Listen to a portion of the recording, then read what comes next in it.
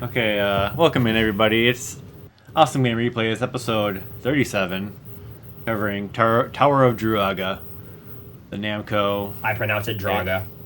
Druaga, or however you want to pronounce it. And yeah, we got Super Viper here. Going to be doing some runs for us and explaining how to play the game and stuff. And I'm also co-hosted by GG Maximo. So welcome in everybody. What's up? Hello. So, just to kind of quickly go over this. So, I decided wanted to do this as a live play instead of watching a replay because I feel like it would be better for kind of trying to go through the game instead of having to rush explanations over a replay because there's a lot to cover in this game, and I really have two things I really want to accomplish with these playthroughs. The first is I want to kind of go over some of the basic game mechanics and some of the best strategies for dealing with a lot of the enemies. And I also want to go over as many of the necessary treasures and their unlock requirements, because the thing with this game is that it looks really, really simple at first glance. But trust me when I say this might be one of the most cryptic games in existence. It's actually pretty insane.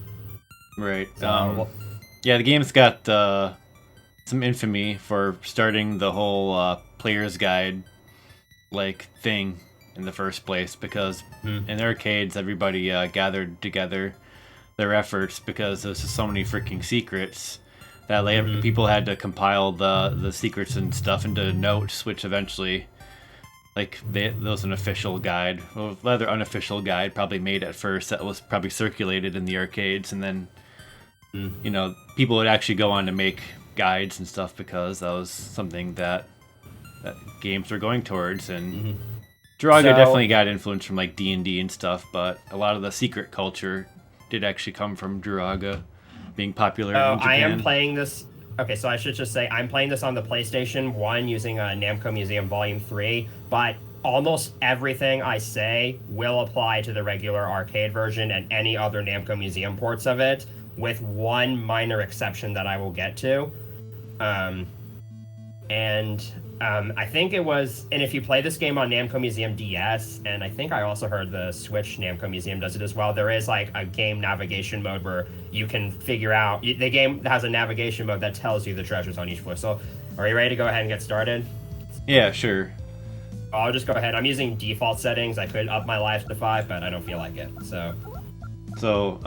Yeah, Super Viper is going to be doing live runs here, like he said, if you missed that. So the reason he's doing that is so we can kind of explain stuff at his pace a little bit better. So yeah, take it away. So the main goal of every floor in the Tower of Draga is basically the same. As you can see, you're wandering through this maze, and there's a key that you get to open a door.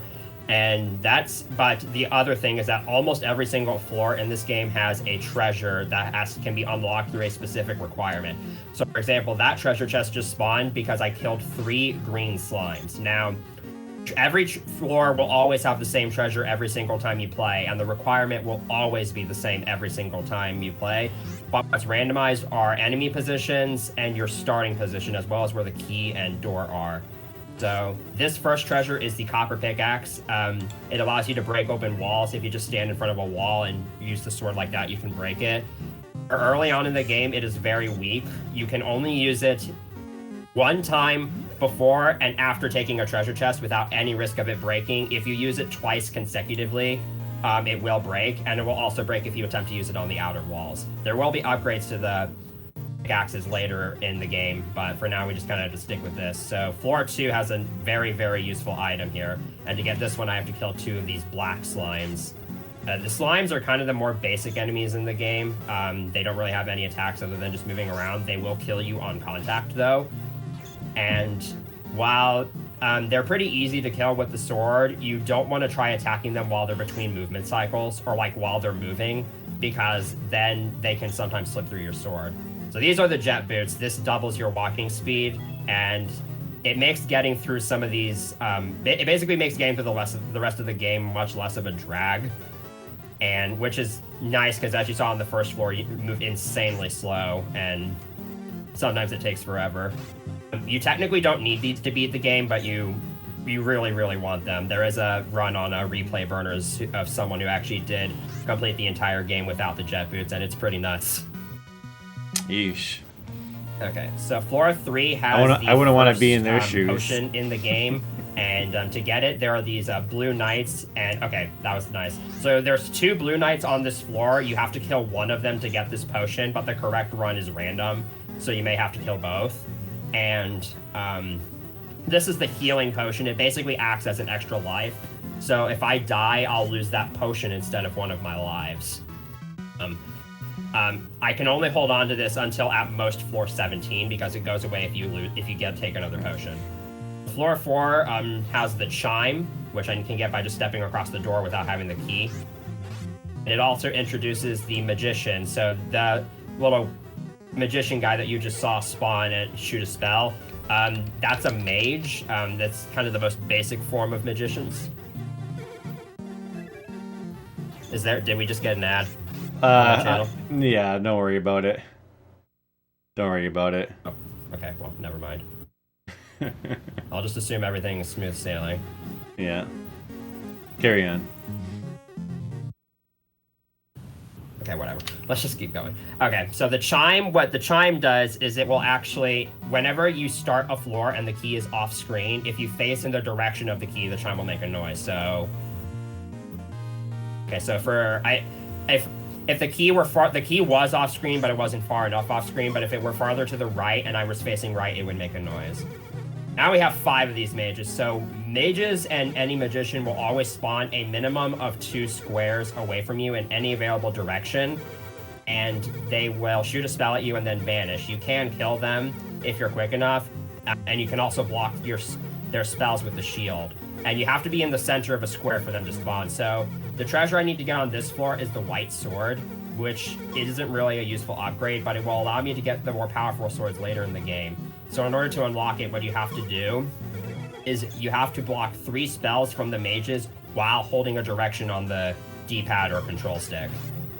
You can't block any spells while standing still if you want the treasure chest to work. How do you block without facing the them? easiest way to do that, as you saw, was I just kind of ran into a corridor where I could only be attacked from one direction, and then had my sword out, which places Gil's shield to the left of him. And that basically makes it so that spells you can only be attacked from one direction, and that direction is basically covered. Oh, that's nice. There you go. Okay, so floor 6 has the first candle of the game, and in order to get it, you just need to touch the top outer wall and then move downwards. The candles allow the ghost enemies that will start appearing in some later floors to be visible all the time, and so you definitely want to collect these because it makes dealing with them much easier. This candle is only useful up through floor 10. At floor 11, I'll have to get a new one. And these are the sorcerers. So these flame elements obviously would kill you on contact. They do go away after about 4 seconds. As you saw earlier, you can put them out early using your sword, but it's very, very hard to do that. It's very precise. It takes a lot of practice. Floor 7, I just broke my pickaxe on an outer wall, and now I have the silver pickaxe. So this is slightly better. Before you take a treasure chest, it can be used up to 2 to 4 times, which is chosen at random when the floor starts, without any risk of it breaking. And then after you take a treasure chest, it can be used anywhere from 3 to 5. So why did you get it? For attacking the wall? To get the silver pickaxe, you simply just have to lose the copper pickaxe, which means either use it twice or lose it on an outer wall. Or you can die while it's in your inventory, but that's wasteful. So the safest way to use this pickaxe is actually going to be once before taking a treasure chest and twice afterwards, which isn't much of an improvement, but it does help, and I won't want to hold on to this for the next few floors. So that treasure chest that just spawned is optional. It is an energy potion, so Gil actually has an invisible HP meter that decrements whenever he attacks certain multi-hit enemies like knights or ropers. And if you collect that, it increases your maximum energy for the floor. But it only works for the floor it's on, so it's usually not worth collecting. And I have the healing potion anyway, so I want to hold on to that. Use the pickaxe there at the end. Yeah.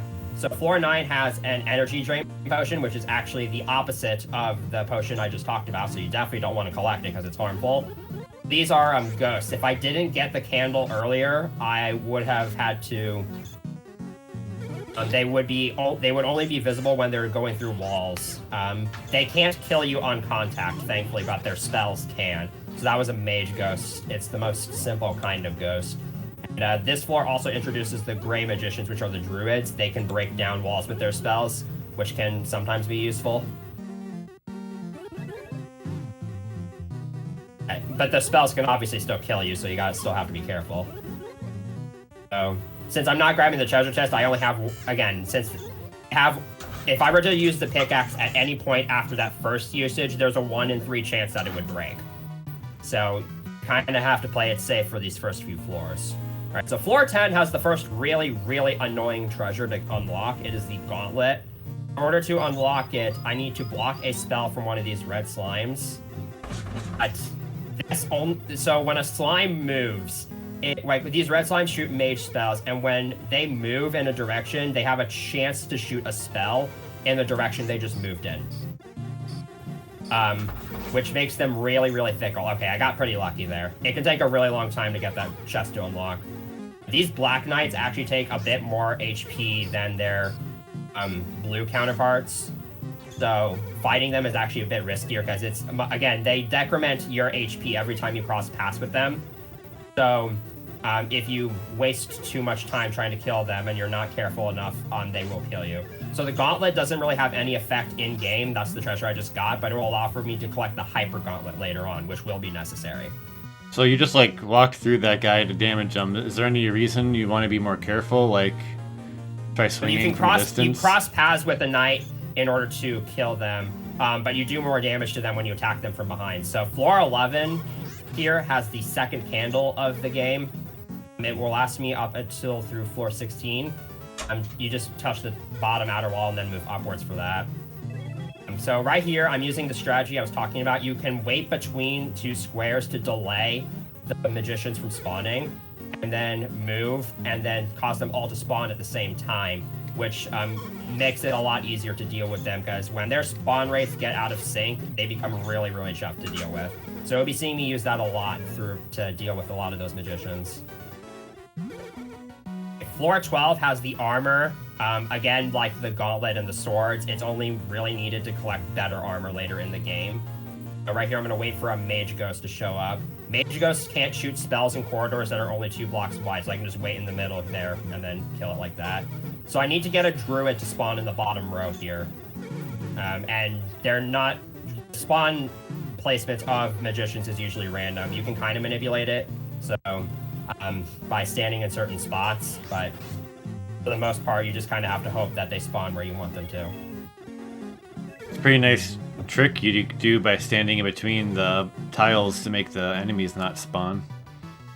That's gonna be very useful with some of the harder magicians to deal with. Here's another treasure that's really annoying to get. So I need to get the red line shield, and I need to kill every enemy on the floor, but not only that. At some point before the last enemy is killed, I need to pass across the door without having the key. So I need to make sure to go over there. And what makes this treasure annoying to get is the sorcerers, because they're really, really annoying to get around at this point in the game. I got pretty lucky though. I was able to kill both of them really easily. That's really the best strategy to use for this floor. And then the blue slimes have spells that act like druid spells. They can break down walls. So there you go. Again, if you kill all the enemies before you pass over the door, you will not be able to get this treasure. So the red line shield actually increases the range at which spells are blocked, which isn't all that useful, but it will. Again, I need the best armor and defense and offense upgrades in order to actually beat the game. So I need to get all of the earlier ones in order to unlock them. So there's 2 new enemies to introduce on the floor. One is the Druid Ghost. It's basically a ghost that shoots Druid spells, and then the other is the Wizard. And the Wizard might be the worst enemy in the game. Actually, it's probably second worst because its spells actually go through walls. And there's only 1 on this floor, so as you can see, it wasn't too much of an issue. But later floors, there's going to be a lot more of them to deal with. And that can they're some of the toughest enemies to deal with in high numbers, and the treasure on this floor is optional in this game. It's just a potion that allows you to kill dragons in one hit, but you don't need it. And then on this floor, I need to get the green necklace again in order to get some later necklaces. And getting this treasure, to do that, you have to cross paths with that blue knight while in the process of beginning to swing your sword. So kind of like this. That might have worked again. The timing for it is actually very tight. And again, this necklace has no effect. I just need it for some better necklaces. That's pretty specific. Kind of rushing through. I know I'm kind of rushing through this, but this is a game where you do kind of need to maintain a balance between going fast and also taking your time, because you are timed on each stage, and a lot of the enemies make it really hard to just kind of sit around and wait, because that means you have more time to get killed. So this floor has the permanent candle. And in order to get it, I need to touch both the left and right outer walls of the maze. And the candle will allow me to see ghosts through the rest of the game. Now, that knight over there is the mirror knight. It matches whatever your top speed is. So if you didn't get the jet boots in floor 2, it would walk at the same speed as you, which is really, really slow. I can kill it at this point in the game. It's a little risky to go for, though. Again, every time you cross paths with a knight, again, your vitality decreases, and if it hits 0, you're dead. You will get some defense upgrades later in the game that make it much more forgiving. Does your health restore in between levels? Yes, it does restore between levels and after you die. So floor 17 has the first unlock potion. To get that, there are 2 mage ghosts in this level, and you need to wait for them to teleport a total of 5 times. Which is usually very easy if they start far enough away from you. So I'm just gonna kind of play it safe here, because it's like this condition will probably meet itself on its own. Yeah, it usually does, which is kind of. So at least like giving you some. So that's like at least some kind of clue, as far as like figuring it out without a guide. This is another one that tends to happen by itself. So the Dragon Slayer, which is another sword upgrade that's actually quite a bit more powerful, is on this floor. And to get it, you just need to not touch any of the outer walls for anywhere between 8 to 12 seconds. So usually you just wait in the middle, and then the treasure chest spawns on its own. So this sword actually, I think, doubles your defense power, or your offensive power. So I'm able to attack knights and kill them in fewer hits. And I'll also be able to attack ropers and dragons with enough strength to kill them. But you usually won't see me kill that many enemies unless I absolutely have to. Floor 19 is another floor that's pretty tricky. There are 3 wizards here, so I'm going to try to dispatch of them first by using the spawn sync strategy. There's 1. There's 2 more that I need to hopefully get. What's with the music on this level? Yeah, you usually want to do this in an exact corner, but the row or column next to a corner will also work. Okay, there we go. So now I have to actually get the treasure on this floor, and in order to do that, I need to open the door and then wait about 1 to 3 seconds. So this is a treasure that's technically not required, but you really want it. It is the Book of Light. So I'm going to open the door and then wait. And there's the treasure. So if I don't collect this book, then all of the floors starting from the next floor onwards will be completely black in darkness, and you won't be able to see anything except you and the items and the enemies. So you really want to pick this up so that you can navigate all the floors. So this will only last me through floor 23. So what was the condition on that again? Open the door and then wait 1 to 3 seconds. Oh, okay. Okay, this floor has a second energy potion, which again is not required, so I'm just not going to collect it. I already can't unlock it now, because in order to unlock it, you need to open the door without killing any enemies. And I've already killed the oh yeah, I killed that ghost. Okay. Yeah, that was pretty close. Right there. There's a lot of clutch dodges in this level. It's usually not a very challenging level, since you can clear it pretty quickly. But you do have to be careful, because the Black Knights and the Druids are pests. Speaking of pests, this next floor introduces probably the worst ones of them, the Will-O-Wisps. So Will-O-Wisps are completely invulnerable to your attacks, and they've traveled through the maze about twice the speed as you. And the treasure on this floor will make me immune to them, But in order to get it, you have to stand still for anywhere from 4 to 9 seconds. So this is the green ring, and again, you have to stand still for several seconds in order to get it to unlock, which basically makes you a sitting duck. Thankfully, now that I have the ring, I can just go through the will-o-wisps with ease. Bastards making you do what you don't want to do naturally. This only works for blue will-o-wisps, by the way. There are red will-o-wisps that this will not work for, but there will be ways to get around those later. This floor has an energy drain potion, which obviously you don't want or need. So I'm just gonna kind of clear this floor quickly. There's not really a whole lot to it other than that. I take it the music is because there's a dragon? Yeah, because of the quacks, as it's called. Okay. And another thing about will-o-wisps is that you can predict their movement. Blue will-o-wisps will always take any direction that is available to them in a counterclockwise fashion. So they'll usually go counterclockwise throughout the maze. Okay.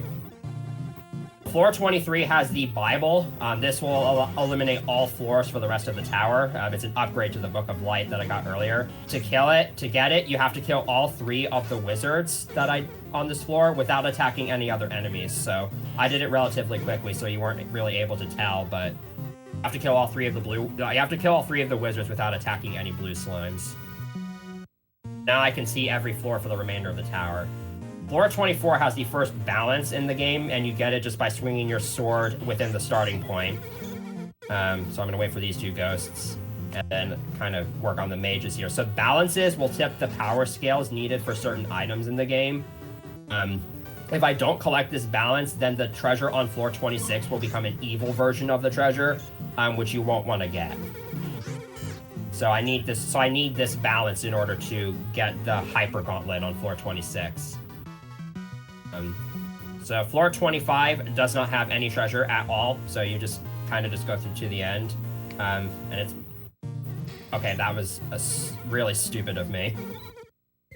Yeah, that's the annoying thing about wizards, is that they can just catch you off guard, and if you try to get ahead of them at all, they will kill you. So one spawned on you? No, one spawned to the right of me, but it shot a spell in a way that I wasn't ready for. Because I was kind of trying to rush it, and I ended up getting too far ahead of myself and dying. Okay, that could have ended badly. I was basically playing it really risky with those slimes there, because they could have shot a spell at me. All right, so that little green and orange blob is a roper. I'm not going to ever want to kill them, but the interesting thing about them is that as long as your sword is not drawn, you can remain in contact with them as long as you want without dying. But it will zap your vitality all the way down to 1, so you have to be careful when you do it. Floor 26 has the Hyper Gauntlet, and there's several things to note about this treasure. So to unlock it, I have 2 options. I'm going to go for option B. So there's 4 druids here. You can kill anywhere from 1 to 3 of them, but not all 4, and then collect the key, which is what I'm going to do. Alternatively, you can also just collect the key and then kill a single druid. But this method's slightly safer. Okay, so I had to pass through the quacks there. It's not going to be necessary for me to kill any dragons throughout this game. I have to get back to my starting point where the treasure actually is. This is the Hyper Knight. It takes a lot more HP than other knights, so I don't really want to kill it. So the Hyper Gauntlet allows you to swing and return your sword to its sheath twice as fast as before, which you can technically make it through the entire game without it, but you need it in order to properly fight the final enemy, Draga. Nice. And the other thing is that if you don't collect the balance, it'll instead be the Evil Gauntlet, which prevents you from swinging your sword at all. So... Damn. Balance is very, very important. So floor 27 has the red necklace. In order to get it, I need to cross paths with one of these will-o-wisps, and I need the green ring in order to do that, so there's the chest. This treasure chest can sometimes be kind of fickle to get it to spawn. It doesn't like to spawn right away all the time, so you're going to want to cross paths with will-o-wisps multiple times until you get it to appear. So, but since it was off screen, I couldn't really tell when it spawned. As you can see, I'm able to fight more of these knights now because I have the Dragon Slayer. That's a more powerful sword. And I have the armor, which ever so slightly increases my defense, which means I'll take less damage. Floor 28 has the gate detection book. So if I don't collect this treasure, it's kind of like the Book of Light, where if I don't collect this treasure, then the gate won't be visible to me on any floor past this one. It will still exist, but you just won't be able to see it. And so you're going to want to collect this to make the floors much easier. And in order to collect it, in order to get the treasure to spawn, you need to stand on top of the door while your sword is drawn. Like that. So you have to stand still, and your sword has to be out, and the chest will spawn. So Man, that's random. Yeah, it's some of these are pretty absurd. It will get even more absurd later, trust me. So, I just crossed paths with a roper without my sword drawn, and as you can see, I obviously didn't die. But now, if I touch one with my sword drawn, I will die. So I gotta be careful to not draw my sword at the wrong time. Thankfully, they're nowhere near me. And the dark green slimes there, they shoot wizard spells that also go through walls, and they move really fast, so they're also pretty annoying to deal with.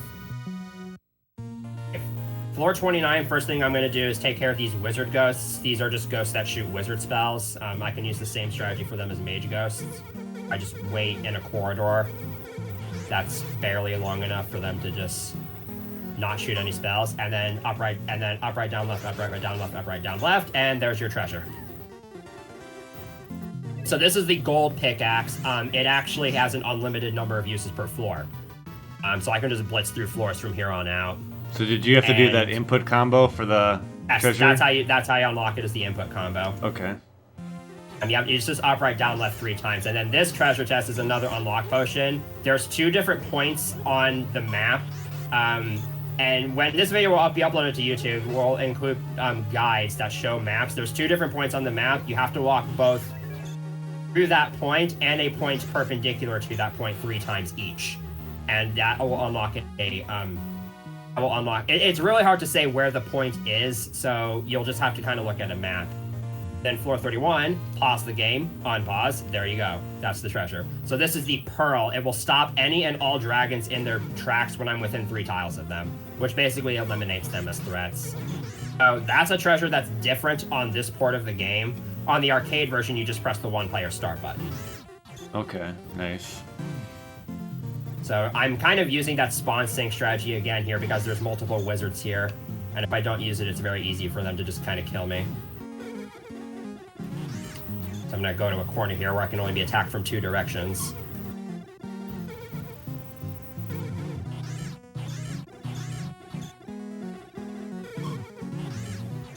There we go. So you just kind of have to hope that the magicians spawn in good positions when you use that strategy. Seems good. Okay, floor 32. This has the second balance, which will be needed for the hyper shield on the next floor. To get it, you just swing your sword twice in quick succession. There you go. I took a couple tries to do it because I'm bad at the game, but...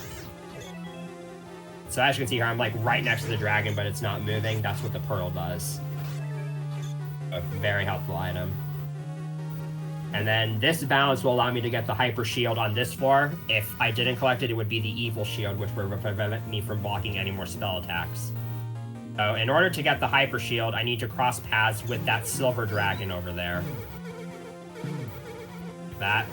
Interesting fact about dragons is that you can actually touch them without your sword drawn and not instantly die. But again, it would also decrease your vitality. So you usually just want to cross them with your sword drawn anyways. So this hyper shield will even further extend the range by which spell attacks can be blocked, and again, it is required to beat the game, so you can't skip it. Floor 34 has the key detection book. So first things first, I'm going to kill this wizard. You don't have to kill this wizard, but you really want to do it, because otherwise it just gets in the way. And to actually get the treasure chest here, you need to kill one of the 2 Mirror Knights on this floor. So that wasn't the correct one, so this one has to be. The correct one is again randomly chosen, so you may have to kill both of them. This allows the key to be visible for the rest of the tower. Again, like it'll still be present on every floor if you don't get this book, but you can't find it without it. I like how they just keep giving you items that you need to complete the game. And yeah, and believe it or not, there are certain floors where if you do certain things wrong, they will actually zap you to a lower floor and take away some of those items, which is really fun. Oh, This man. floor just has an energy drain potion, not needed. You can just get out as soon as possible. Pretty simple floor. Watch out for the enemies. Okay, floor 36. So this game is on Namco Museum Virtual Arcade, and due to a poor emulation error, this treasure is actually impossible to collect. So you need to pass through the flame element of a sorcerer using the red necklace that I got earlier.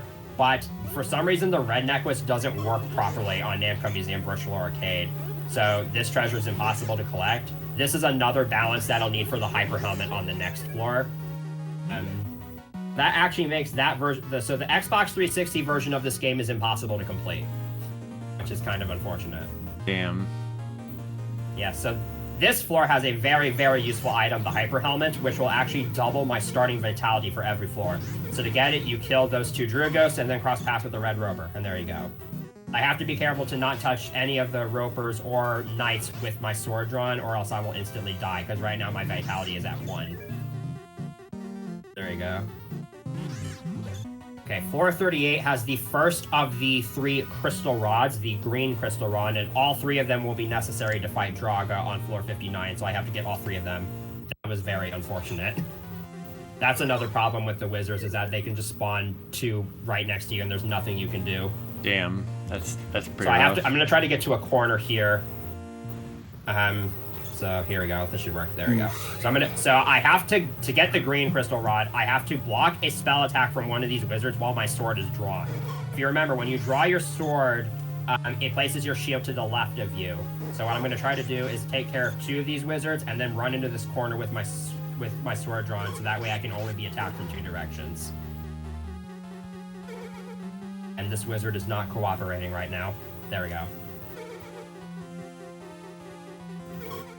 I gotta find the key here, and hopefully... Okay, I should be at no risk of dying. Yeah, again, I had the gold pickaxe earlier, which I can use an unlimited number of times. And I will need that later. Floor 39, up, down, down, down, down, down. There's your treasure. This is the red ring. It protects you from red will-o-wisps. However, it also sacrifices the ability of the green ring, so I am now vulnerable to the blue will-o-wisps again. And red will-o-wisps tend to move clockwise instead of counterclockwise, but at the high speeds they move at, and they're and with sort of the unpredictability of some of these maze layouts, it's very hard to predict their will-o-wisp movement.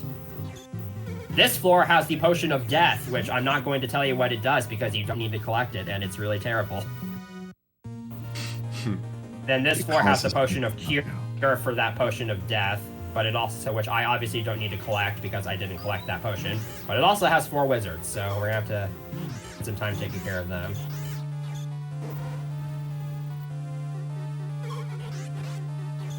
So when I'm using the spawn sync strategy, I usually have to wait about 3 or 4 seconds between letting them spawn to give them enough time for their timers to all sync back up.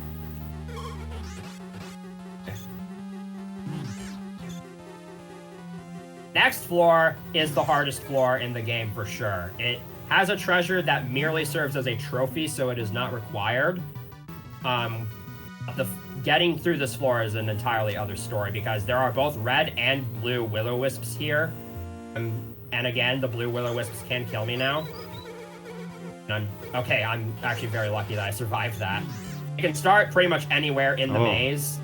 And again, their movement is usually very, very hard to predict, even if you know what their movement patterns tend to be. So you just kind of have to move around, stay far away from them. But the other problem with this level is that there's 2 wizard ghosts, and you're going to want to stand still to kill both of them. Nice. That's just a horrible floor. That was pretty lucky, though. I was able to make it through there pretty safely. It sometimes doesn't like to go that well. Alright. Easy floor, just has another energy drain potion. You don't really need it, obviously. This floor, however, has another very tedious treasure to unlock. It is another balance. This time I need it for the Excalibur on the next floor, which if I don't get this balance, then it will become the Evil Sword, which does little to no damage to any enemies. But to get this, there's one of each magician type on this floor, and I have to kill them in a very specific order. So I just killed the druid and the mage. Those are the first two in the queue. And then I need to kill the sorcerer and then the wizard. And again, the sorcerer is the one that does the fire, and the wizard is the one that goes through walls. The green and orange, respectively. I have to wait for them to spawn in the right position so I can get them. You know? That actually went really, really well. It can sometimes take a while for especially for the first wizard in the queue to actually appear in a good place. So that was actually pretty fortunate. So there's actually 2 treasures on floor 45 here, and I need to get them in a specific order. So there's going to be a treasure chest that treasure chest will eventually contain the Excalibur, which is the most powerful sword in the game. But it is right now locked behind a curse. If I were to collect that treasure chest right now, the timer would start counting down much faster, which is obviously undesirable. So I need to get an antidote first, and to do that, I need to kill these knights in the following order. So first, that's the Lizard Man, that's the Hyper Knight, and then there's the Mirror Knight. There's a red knight on this floor, but it can be ignored. So I need to do those 2 knights, then the Mirror Knight, and then the Black Knight over here. And then finally the Blue Knight. And then this contains the antidote, and then this contains the Excalibur. So the Lizard Man is an interesting kind of knight because it uses left-handed attacks, which actually do double damage. But yeah, as long as you make sure to... That floor can actually be somewhat tricky because 2 of the knights can't spawn on the same tile or very close to each other, which makes them very, very difficult to kill properly. Right, And, you can mess up the order. Yeah. So floor 46 has the blue necklace, which will protect me from the flame breath of dragons. To get it, you need to touch any outer wall, walk through all 4 corners of the maze, and then return to the outer wall that you first touched. I've walked through the 4 corners, so now I just need to return to the first outer wall I touched. And there it is. This treasure technically isn't necessary, but it's helpful, and it doesn't take much effort to unlock. There we go. Right, floor 47 will also have both blue and red will-o-wisps. Again, I am vulnerable to the blue ones, but not the red ones. But this floor is actually quite a bit easier. There's only 2 of each, and they usually don't have that many paths to get to you. They spawn pretty far away from me, so this should be an easy clear. Okay, and then floor 48 has the second crystal rod, the red crystal rod. This is pretty similar to floor 46's treasure. I just need to walk through all 4 corners of the maze, so this one does take a little bit of time. I'll take care of this wizard ghost first. I'm going to walk counterclockwise so that in case any of these pesky dark green slimes decide to shoot a spell at me, I can block it with my shield. Because I can have my sword drawn as I'm walking throughout. These guys are pretty annoying to kill if you need to, so I'm kind of... It does help to play it safe to kill them, but since they move so fast, it's really difficult. Okay. So yeah, I had my shield drawn there. I had my sword drawn so that my shield was facing that slime in case it decided to shoot a spell since it had just moved towards me. There we go. Unlike floor 46, you don't need to return to the first outer wall you touched. Alright, floor 49 has an energy drain potion, but in order to get it, you need an unlock potion from floor 47. So both of those treasures are actually skippable, which is why I didn't collect that one. But this does have 3 wizards, so let's just take care of them right away. It's actually pretty neat, nice. Then floor 50 has another energy increase potion, but since I have the hyper helmet, which doubled my starting vitality, I don't really need it. Oh, we can just skip that one as well. And there's 2 wizards here, so let's take care of both of them. Alright, no idea which... Okay, the key is over there. Again, the chime only works within the first few seconds of starting a level. Afterwards, it doesn't work.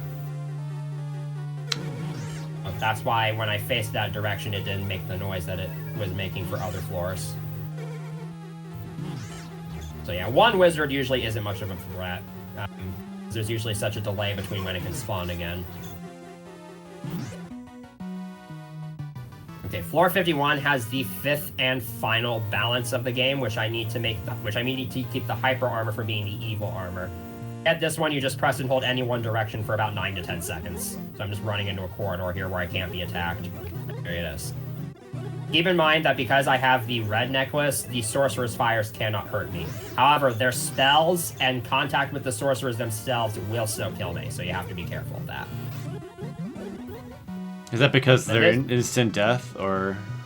It isn't. Yeah, the fire will not kill me right now because I have the red necklace, but the spells will, because unless I block them.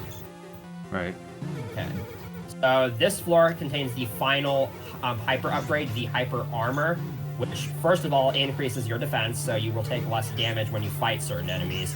And it is also capable of absorbing 1 spell attack per floor, at the cost of also reducing your vitality to 0. So I have that, and now I have almost all of the requirements needed to fight Draga on floor 59.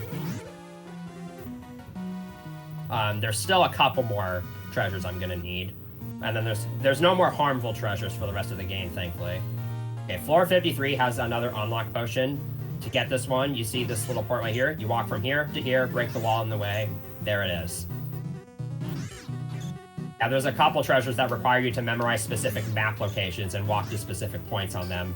And there's going to be a couple more of those throughout the rest of the game here. So you just had to go to a certain spot, or did you have to travel a certain way? I had to travel from one point to another directly. So, okay. So that unlock potion can either be used on this floor or floor 56, but the treasure on floor 56 is completely useless, so you'll want to use it here instead. Also, I think I'm dead. Yeah. I did not plan that out very well. A treasure on this floor is the blue ring, which will actually protect me from both of those, but I spawned in a really, really terrible position. Damn. I need to get to a certain point near the top of the maze and then face downwards. And okay, this should be all right. There we go. So I need to walk to that point while facing downwards. So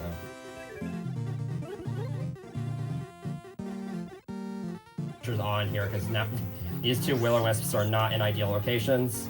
That sucks. I was actually on pace for a 1cc there. That would no. Luckily, this game has a continue feature. If you hold the sword button while starting up a game, you can continue all the way up to the previous floor you were on, and it keeps all your treasures, which is nice. All right, so hopefully I get a better spawn this time. I think I was very close to actually getting it. Yeah, so if I just gotten this spawn, this would have been much better, because now I just have to walk here, face down, and there we go. Now I'm protected from both of them. That's kind of the thing with this game, is that sometimes you just get unfortunate spawns that you can do nothing with. And there's really not a whole lot you can do about it, because again, you can spawn just about anywhere in any of these mazes, and so can the enemies. It was a great run up to that point. Yeah. Those dark yellow slimes, by the way, they can shoot any kind of spell. So they're definitely the most unpredictable. Okay, floor 55. This does not have any treasure, but it has 5 wizards. You just got the one up too. Damn it. There's only one extend in this game at 50,000 points. But when you use that continue feature, it will add up the time bonuses of every floor you could have completed up until that point. So that's why my score just jumped up by over 1 million. Oh, weird. Yeah, it's really strange. I do have the hyper armor here, so I am so if I do fail to block one of these spells, I can absorb only one with that armor. But again, then it will prevent me from fighting any more knights, so I gotta be careful to avoid that. So I have 4 of them taken care of now, and like I said, when there's 1 remaining, it's usually not that big of a threat. Okay, so I said earlier that the unlock potion can be used on either floor 54 or floor 56. So I already used it up to get the blue ring, but if you use it on this floor, you get a very great treasure, which is an empty treasure box that does absolutely nothing. I'm not kidding. Game had to get one more troll in, huh? Mm-hmm. Okay, so these last 2 treasures in the game, this and the next floor have the last 2 treasures in the game, and they're very important. So this one has the Ruby Mace, which will allow me to defeat the final Quawks on floor 55 in a single hit, and also just be able to defeat it at all without dying. So in order to get it, as you can see, I had to walk across the door there, and that makes Succubus turn into Ishtar, and you have to kill her. Ishtar is kind of like the goddess of this story, except that's a fake version of her, so you do have to kill her. And then you also have to kill the lizard man, and that gets you the ruby mace. Well, they used this music very in weirdly specific. the Famicom Quest of Key as well. It's cool. Mm-hmm. And there's also the Return of Ishtar sequel that came out in 1986. So floor 58 has the final treasure of the game. It is the blue crystal rod, which will allow me to properly fight Draga. In this column, there are 3 particular points that you have to all walk through while facing downwards. Just kind of walk in a straight down line like that, and there you go. So that's the last treasure in the game. So now I have everything I need in order to complete the game properly. What a secret. Mm-hmm. So floor 59, no treasure, but in order to properly complete this floor, you have to complete a series of steps in the following order. If you attempt to leave this floor early at all, you will be zapped to a lower floor and lose some items. So the first step isn't mandatory, but I'm just going to kill both of these wizards that are just present from the start, because they make it a lot easier later on. There's 3 Hyper Knights on this floor, but one of them moves much faster than the others, and it's that one right there. So I'm going to go ahead and I'm actually going to... Okay. I'm going to take care of this one first, just to get some extra vitality. Then I'm going to lure this Hyper Knight all the way over to a corner to prepare for the next step. So I need to kill this Hyper Knight. And then at this point, 4 wizards are going to start spawning all at the same time like this. Of these 4 wizards, only one of them is actually vulnerable, and you need to kill the one that is.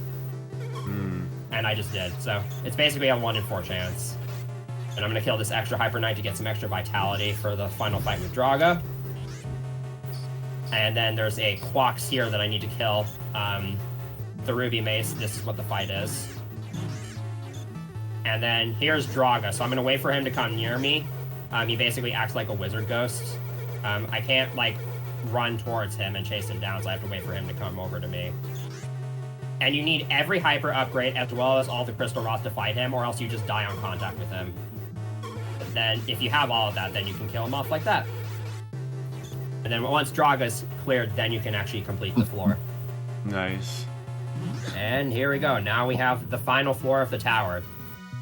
So the solution to this floor is not obvious right away, which is a problem because if you run out of time, you will also get zapped to a lower floor. So step 1, collect Ishtar at this point. If you attack her, you get zapped. And if you break a wall at any point, you will also get zapped. Then you need to walk to that point and press down to set the first crystal rod. You need to walk all the way up here, and then press down again to get the second crystal rod set. You need to go to the middle row, all the way to the left where Kai will then appear. Attack her, and the game will become impossible to complete. Then you just walk through here, the blue crystal rod will be set, and then you press down. And there you go, that's the game. Nice. So I know I kind of rushed through that a little bit, but hopefully that was still helpful. Oh, yeah. That was great. Yeah, and you're treated to this fancy little ending. So yeah, that was a 2cc, basically. I have 1cc this game several times, but 1cc in this game is actually kind of it's very difficult even when you know all the secrets because of all the randomness to it and how some of the enemies like to be annoying. Yeah, well done. Yeah. Yeah. This is also done by the Xevious creator, which is Masanobu Endo. So you can clearly see his love for his secrets and intricacies at play here, especially more so. But here's an interesting thing. So I'm playing this again on Namco Museum Volume 3, which actually has some additional stuff to it. So I'm going to quit out of the game. So this is the game room.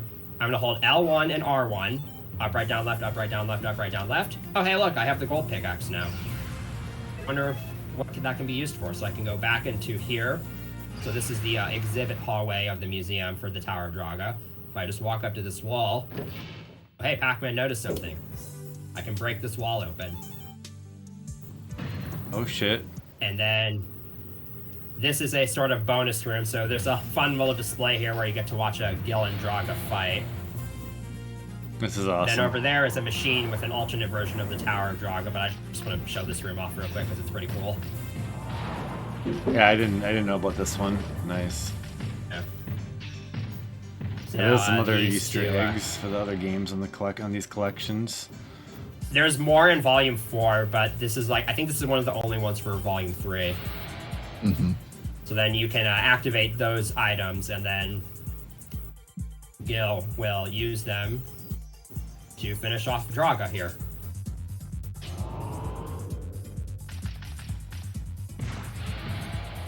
And okay, so this machine contains a version of the Tower of Draga that is exclusive to this compilation, and it goes by Another Tower. It is basically the same base game, but with new floor layouts and new treasure requirements. It is also way harder than the original, so I will probably use several continues here. Here we go. So unless otherwise specified, the treasures in this on each floor are exactly the same as in the original game. So, but the requirements are going to be different. So this time around, instead of having to kill 3 green slimes, I just have to kill a single green slime while facing downwards. So I'm going to try to get one of these. There we go. These first few floors are actually quite a bit easier than the original game, but some of the later floors get really stupid. And even more cryptic than the first game, if you didn't think that was possible. So is this a PS1 exclusive version, or was this SAT? The NES and on Game the Boy arcade? ports also have their own versions of Another Tower that are different from this one. Yeah, and they have like different treasure requirements. They just make a remix mode, essentially. Or a second quest type of deal, perhaps you could say. Yeah. Yeah, basically the second quest. And as you can see, I'm back all the way to my weakest and slowest state. So I kind of have to claw my way back to the power level here. So again, I have the copper pickaxe. I can only use it once before and once after taking a treasure chest without any risk of it breaking. But to get the jet boots this time around, you need to kill a single black slime, but without killing any other green slimes beforehand. It can actually be somewhat tricky depending on the slime spawn locations. Got a question in the chat about where you learned all your info for the game. I learned basically there's an amazing page for this game on Strategy Wiki. That's basically where I learned all of this. And there's also a couple walkthrough videos on YouTube. Strategy Wiki has some good stuff. Yeah. So I'm gonna get the healing potion here, and in order to get it, I have to kill a green slime while in the process of swinging my sword, like that. It's actually a pretty cool treasure to get. It feels so satisfying to do. So again, this potion basically acts as an extra life. It'll last me up until floor 14, because you lose this potion if you take another potion. And there's a potion later on that's required. And here we got the chime again. So this time I need to kill at least 1 black slime. Then I have to kill the mage here. There's the black slime. And there's the mage.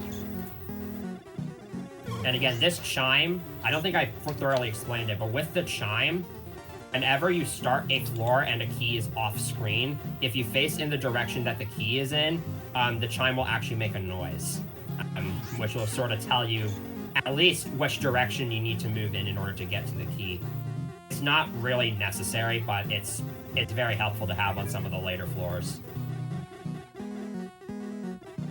Okay, let's see. Floor 5 has an interesting treasure requirement because it's not... If I just play this floor, it's not immediately obvious what it is. Okay. So the keys spawn far away from here. So up until I get the key, I can only block spell attacks from the mages if I am standing still like that. And I can kill them to make it easier. Oh, the floor again has the white sword, and in order... Okay, that was unfortunate. So yeah, that's... If you, That's what I was kind of talking about at the beginning of the first game, where you don't want to attack a slime while it's moving towards you. So yeah, again, up until I get the key, in order to make this treasure chest spawn, I can only block spell attacks from these mages if I am standing still. If I block any spells while moving, it won't count. But you can kill the mages to make it easier. For example, I have to block every spell like that, where I wasn't in motion. But now the treasure chest is spawned, so I should be able to get it. There it is. Kind of funny, because sometimes Sometimes the key can spawn really close to you, and then all you need to do is just walk to the key, and you can pretty easily get it. That was a really stupid thing. That's kind of another thing with the... So even the mages are kind of significant threats because, as you saw right there, I tried to rush in order to kill the slime, but that caused the mage to have the perfect opportunity to spawn next to me when I had no chance to block it. So you really gotta balance caution with aggressiveness in this game, which is really hard. Yeah, I mean, in your first now run... we have a treasure chest that... Yeah, so now we have a treasure chest that relies pretty much entirely on luck. So there are 5 sorcerers here, and again, this floor contains the first candle, and there are 5 sorcerers here. I need to get one of them to spawn on top of the door. And again, they can spawn pretty much anywhere at least 2 tiles or more away from you. Which... Yeah, okay, so there you go. So you can kind of manipulate the chances to work out in your favor, but you can never guarantee it. So just kind of have to pick a spot that's 2 tiles, at least 2 tiles away from the door, and then just hope that one of the sorcerers spawns where you need it to. Thankfully, because there's 5 of them, that does increase the odds that one will spawn.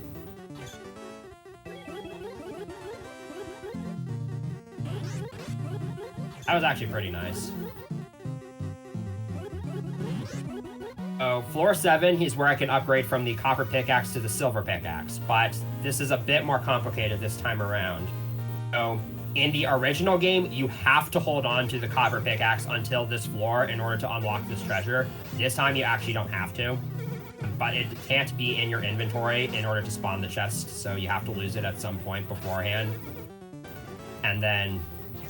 so I'm going to go ahead and use it up here, and then I need to open the door, and now I need to wait for the bonus timer to turn red. So I haven't talked about this yet, but that time in the lower right-hand corner just gives you a bonus if you finish with however many digits are left. But once it goes into 0, then it gives you 60 seconds, and if that timer runs out, then you die. And also, while the timer is red, will-o-wisps will start appearing in the maze to kind of put the pressure on. All the conditions have been fulfilled except for the timer needs to turn red, so I'm just going to wait here my starting point. I believe you have about 2 minutes and 25 seconds worth of real time in order to complete each floor. Alright, we're almost there. There we go. I can hold on to this pickaxe up until floor 29 where I can get the gold pickaxe. And then the next 2 floors have the treasures that are unnecessary, so I can skip both of them. I believe some of these floors actually have mirrored layouts compared to the original game. I've recognized a lot of similar architecture in floors like this, so it feels like this is a mirrored version of floor 8 from the original game, but I'm not exactly sure. You can just kind of blitz through it. And then I want to see if either of you can recognize what this next floor is supposed to be. Try to see if you can recognize this layout. Hard to tell at first, but... Okay. Does it look familiar to you at all? Is this supposed to be from the OG Pac-Man? Yep, it's supposed to be the original Pac-Man maze, and the slimes play the role of the ghosts. To get the treasure chest here, you actually need to pass through the 4 locations where the power pellets would be, but since it's a harmful treasure, you don't need it. Okay, so floor 10 has a very, very annoying treasure to unlock, because I have to kill both of the red slimes in this level without blocking any spells. I have to kill that mage ghost because it's very easy to have that accidentally block a spell. I just need to kill both these slimes. From here on out, it should be easy. And again, this gives me the gauntlet, which will allow me to get the hyper gauntlet later on. Yeah. The fact that I'm limited to only 1 guaranteed pickaxe usage before getting the treasure chest is still very, very limiting this early in the game.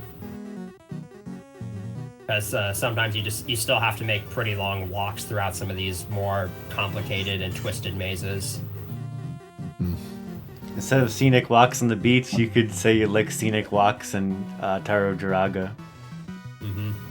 Okay, floor 11 has the second candle, which I need to get. This time I need to get a druid to spawn on the same tile as the key, and I'm pretty sure I just killed 3 of the 5, which is actually what I wanted to do. Gotta find the key first. This is another very, very annoying treasure to spawn. That was pretty close. Because, Whoa. I could have dodged that, but I didn't move down far enough, quick enough. Oof. Yeah, you can't just use the strategy of just hiding out in a corridor all day, every day, in order to get this to spawn, since the druid spells break down walls. So what I'm going to do is kill 3 of them early on, and then find a spot 2 tiles away from the key, which is actually pretty far away. You really got to be careful with these guys. Oh, they didn't fire. Takes a lot of practice to figure out how to deal with these guys. There we go. So you need a druid to spawn on the same tile as the key. I have to actually make it back. Wait, there's only 1 of the druids left, so it shouldn't be too big of a problem as long as I'm not an idiot.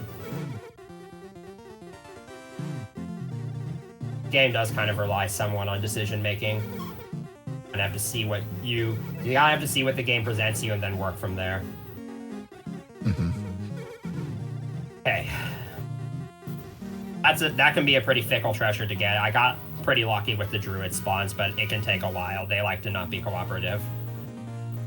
Right, so here, to get to the armor on this floor, I need a spell to pass over the door. So I'm gonna try to get one of the druids to shoot a spell over the door. But again, they like to not be cooperative. Okay, that doesn't count because it spawned on the door. It needs to go over the door. This is not an ideal position to be in for this, but I can probably make this work. There we go. A lot of the treasure spawns in this game do kind of rely on luck.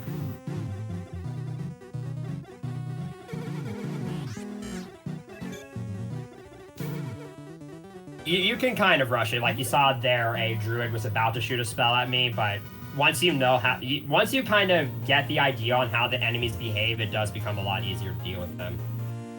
Floor 13 has the red line shield. It's very similar to the original game. I have to kill every enemy and then collect the key. I cannot collect the key until I kill every enemy. And then the enemies here are exactly the same as in the original game. It's just sorcerers and 5 blue slimes. And they're still pretty annoying. Alright, got pretty lucky there. Sorcerer spawned in a decent position. Here we go. Alright. Slimes are not always obligated to move towards you, and you can't really manipulate their movement. So it can be sometimes you just kind of have to see which way a slime moves and then work from there. Since, again, slimes will only shoot spells in the direction they just moved in. So there was no chance that the blue slime would have hit me there. Okay, so floor 14, in the original, this has the dragon potion. In the original game, this treasure was optional, but in this version, I actually have to get it in order to fulfill the requirement for floor 17, so I will need to get the dragon potion here. So in order to get this treasure, I just need to, I think this is far away enough. You just need to move to a column that is either 9 or more rows away from your starting point and then swing your sword. So what the dragon potion allows you to do is, I don't have the dragon slayer yet, so I am nowhere near strong enough in order to kill any dragons, but this allows me to defeat them with just a single hit with my sword. In the original game, if you want to get this potion, you have to wait for the timer to go below 5,000, but in this game, it's a bit simpler. Okay, floor 15 has the green necklace. This treasure is very similar to floor 17 in the original game. I have to wait for these 2 mage ghosts to teleport a total of 10 times, and it's actually a bit harder to get them to teleport enough times, so I'm gonna have to kind of move around here. Okay, I got it to spawn there. It's the fact that it doubles in the amount of times you need them to spawn, it does make it a little bit harder. And I should probably mention, it's 5 times total. It's 10 times total, not 10 times each. So one of them can do 5 and the other can do 5, and it would work. Damn. And same with the original game for floor 17. It's 5 times total, not 5 times each. And again, I just need the green necklace for future necklaces later on. Okay, floor 16 has the permanent candle. So this time, there are 5 mages. I need 1 to spawn on top of the key and on top of the door. And I have no idea where either of them. Oh, that's actually pretty good. So I'm just gonna wait here, and since this is 2 tiles away from the key horizontally, it's a bit more probable that one. Okay, there's the key spawn. Now I need 1 to spawn on top of the door, and there we go. That will spawn the treasure chest. Now I have to actually make it there without dying, and the spawn sync strategy is going to be useful here. There's a lot of narrow corridors in this stage where you can safely navigate without risk of being attacked, especially in that midsection there, so that's pretty helpful. I should also mention that once a treasure chest is spawned, it cannot unspawn unless you die. So if I were to die after spawning it, I would have to complete that condition again. Okay, floor 17 has the unlock potion again. I need to kill every enemy here, but there's a Quox here, so I do need the dragon potion. Now keep in mind, you can only use the dragon potion 1 time, after which it goes away for good. So if I were to kill the Quox and then die, I would no longer be able to kill it again. So I'm gonna have the Quox be the last enemy I kill. Other thing to note. Okay, that was a stupid move on my part. I should have known fighting both those knights wasn't gonna work. That's an example of how knights kind of deplete your energy like that, and then once it runs out, you just die. I watch out for that Quox's fire breath. As you can see, it breathes fire for a pretty long distance. So why did you die against both the knights? I mean, you could have killed them if you were more careful, right? Because my vitality ran out. Remember, every time you cross paths with a knight, it costs you vitality. So yeah, I have to use the continue feature here. That's first continue. I have never won CC this game, and it will probably be a while if I ever do. Damn. Don't you do more damage when you're like walking at the knights from behind though? Like, yes, but it still may not be enough, especially at this point in the game because I don't have all the defense upgrades. Okay. There we go. So now the 2 black knights are done. So I just got to get the 2 blue slimes. Again, I want the Quox to be killed last. That way, in case I die, I still have the potion. There we go. Gotta hunt them. So Quoxes are similar. Dragons are similar to knights in that you do more damage to them if you attack them from behind. There you go. I have to attack it from behind, otherwise the potion's full effect doesn't take place. And now I have the unlock potion I need for the Dragon Slayer on the next floor. And again, you get a huge score increase because it adds up the total time bonus from every single floor beforehand. That's 20,000 points for each of the first 17 floors. Okay, so to get the Dragon Slayer here, I need to draw my sword and then rest it in the flame of a sorcerer, the flame element of a sorcerer for a couple seconds. And there we go. So now I have the second most powerful sword in the game. of course. I mean, who wouldn't think to do that? Yeah, I seriously don't know how some of these are found. Like, this goes beyond trial and error. Like, I don't know how cryptic the original Legend of Zelda is, but I feel like it might even be more than that.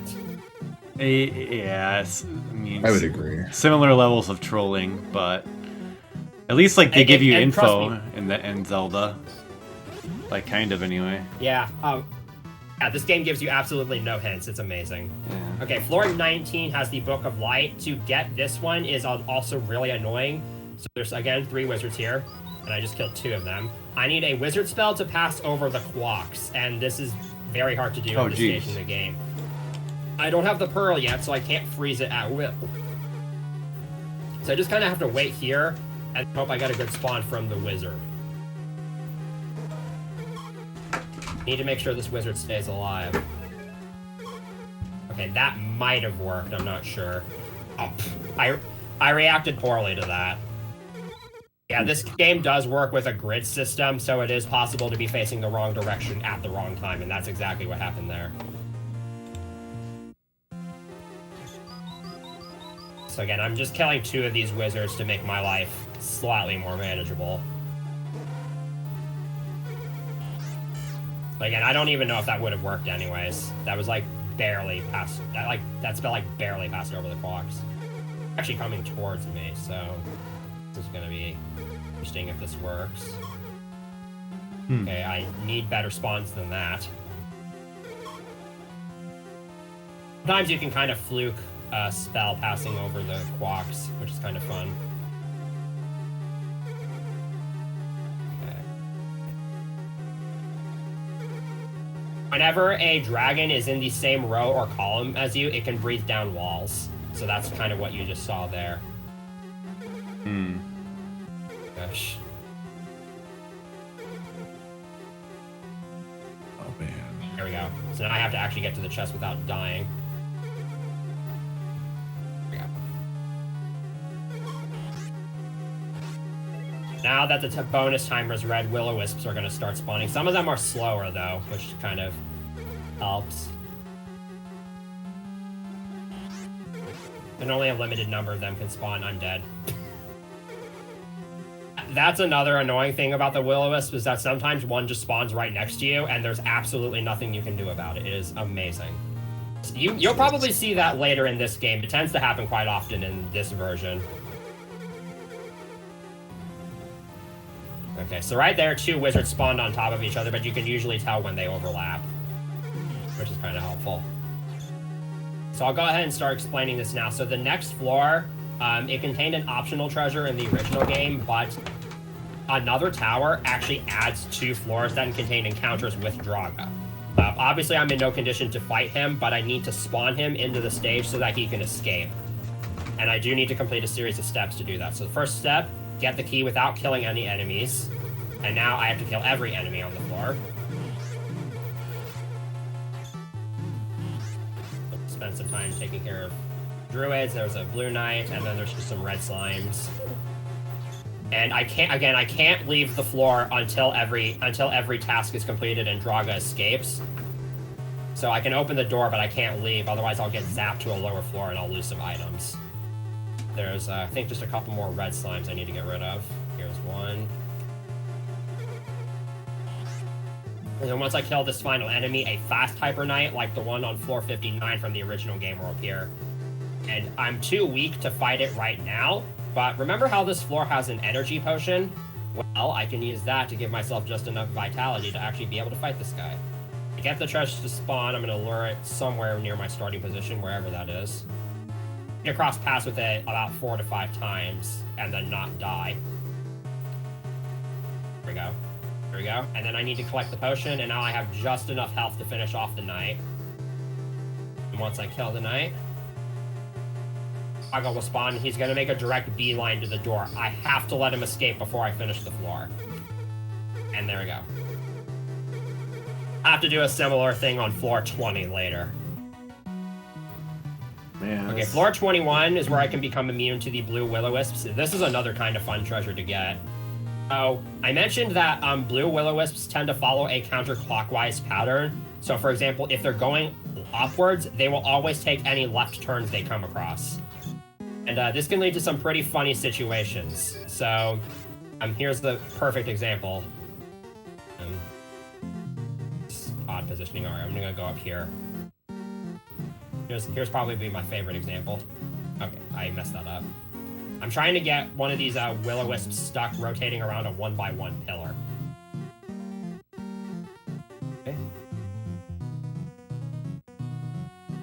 Okay. These are not the greatest spawns for this to work. There we go. And I've narrowly escaped that in time. So, yeah, now that will-o-wisp is stuck there forever, so that's the requirement to get this just to spawn. Man, that's random. It's very fun to kind of try to plan that out, but sometimes you get spawns like that where it's a lot harder to make use of them.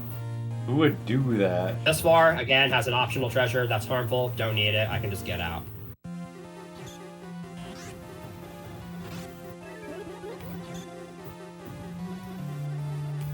Okay, and then floor 23, this contains the Bible, which is the upgrade to the Book of Light. So again, the Book of Light, it prevents floors from being cloaked in darkness up through this floor. But the Bible it prevents that issue for the rest of the tower. So what I need to do for this floor is actually very oddly specific. So the first thing I need to do is wait for the timer to reach 7,650, which is Namco's lucky number for whatever reason. See that number referenced a lot in some of their games. So at this point, there's basically nothing left for me to do except get the treasure. So 4 treasure chests are going to spawn once the timer reaches that value. One's going to spawn here, 2 on the bottom, and 1 on the far right. And only one of them contains the Bible, but there is a way to tell which one's the correct one. I don't think it's this one. So I need to draw my sword and hover it over each of the chests. Correct chest will allow my sword to appear above the chest. The others will obscure it. I don't think those 2 are the right ones. And then this one has to be the right one. There we go. The correct chest is chosen at random, so you may need to test all 4 of them. That's pretty cool. I mean, once you know that, it's cool. Yes. Yeah. 24 contains a balance again, and to get this one is pretty interesting. You have to collect the key and open the door while facing the same direction. So I'm going to collect the key while facing right, and then I need to open the door while also facing right, and you may need to use your pickaxe for that. There he goes. Alright, now I'm really going to hope that the door is in a good position here. Not necessarily because it'll make the game easier, but because there's something really funny about this floor in this version of the game. Okay, I don't think it's close enough. So this floor technically has a treasure, unlike the original game. However, it only appears when you exit the floor. And since that strips all control away from you and automatically advances you to the next floor, that means it's impossible to obtain without hacking. And the best part is that if you use hacks to obtain the treasure chest, it's just another pair of jet boots. It doesn't add a multiplier to your speed or anything, so why it exists at all is beyond me. The treasure chest only spawns as soon as you enter that door, and you couldn't see it because it was off screen. So. Or it could be another item they wanted to add, but then just didn't get around to actually doing it, so it's just kind of a dummy duplicate item. I think they just wanted to screw with you. So here I have to get the Hyper Gauntlet.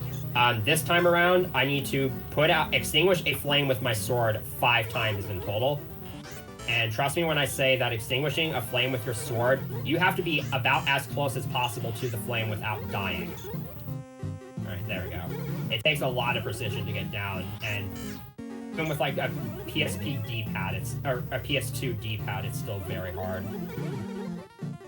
Even harder with the joystick because of the sensitivity.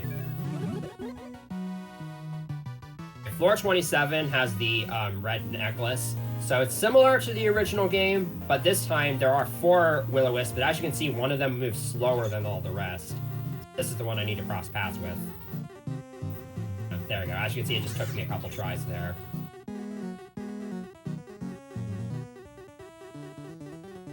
I gotta find the key here.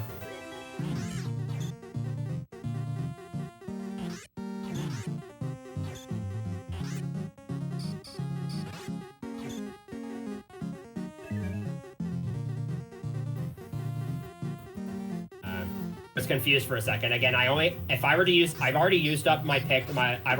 the silver pickaxe twice. If I use it a 3rd time, there is the chance that I could break it. So that's why I was kind of hesitant there. Okay, floor 28. This has the gate detection book. This time around, I need to stand on top of the door while also in contact with a green roper. We're gonna lure this guy wherever.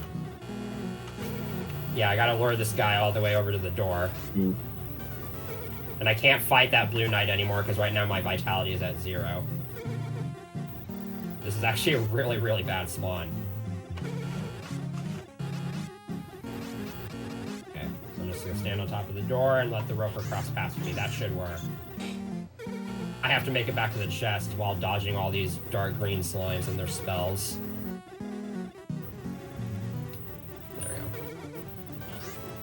And I can actually afford to lose my pickaxe on this floor because I have to lose it on the next floor anyways to get the gold pickaxe.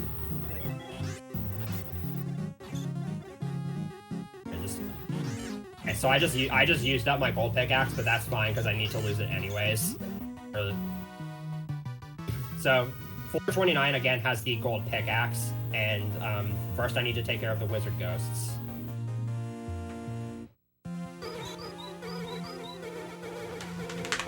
And there's a lone 1x1 pillar in the middle of the stage, and I need to walk around it in a clockwise circle 3 times. It's right over here. We're gonna go 1, 2, and 3, and that should work.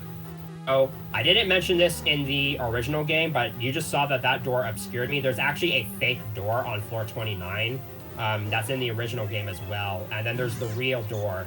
And if you didn't pick up the gate detection book, only the fake door will be visible. So that's the real door. And the fake door moves around, which is how I know that it's there. Okay, floor 30 has another annoying treasure to unlock. As the unlock potion, which I need for the pearl on floor 31. I need to defeat a druid while standing still. Okay, that was unfortunate timing and positioning, but trust me when I say that's easier said than done. Because you have a very limited time to work with. The gangbang. Yeah. It's absurd. So, I have 3 druids. I have 3 opportunities to get this to work here. There we go. That was actually pretty nice. So you can move to set up for the kill, but as your sword is drawn and the druid dies, you have to be standing still, and you have little time and little space to work with. Okay, this next floor is so ridiculously absurd. I'm not even gonna say it right away, but listen very carefully, and I want to see if you can figure this out. You're not going to be able to figure out what I'm doing here.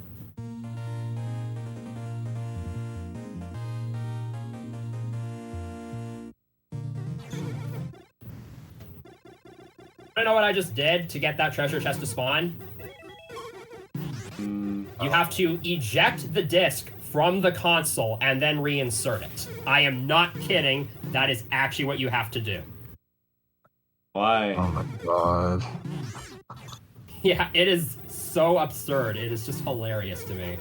If you're playing on a PlayStation, you have to just open this disc tray, I think. But if you're playing on a PS2 or PS3, you have to actually eject it from the console and then reinsert it. So, yeah, in order to get the treasure chest, you have to... Hardware manipulation is an intended mechanic in this game.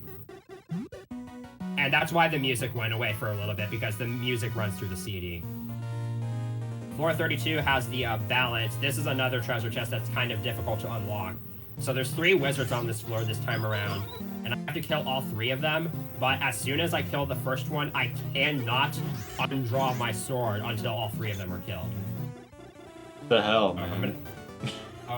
So now I've killed the first 2, or I killed the first one, but then my sword has to remain drawn until all 3 of them die, so that actually went pretty well. Okay. Floor 33 is an interesting one in this version, because even though I have the Bible, it's only going to be in complete darkness, but I need to get the hyper shield here. There are exactly 4 walls in this stage. They are in the same spots every time, and I have to break all 4 of them. Can memorize their locations, though, which, trust me, took a while. So there's one there, you saw from that little brief flash of light.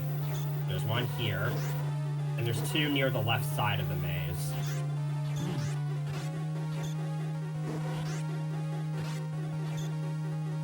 Third one, and then the 4th one is somewhere around here, I think.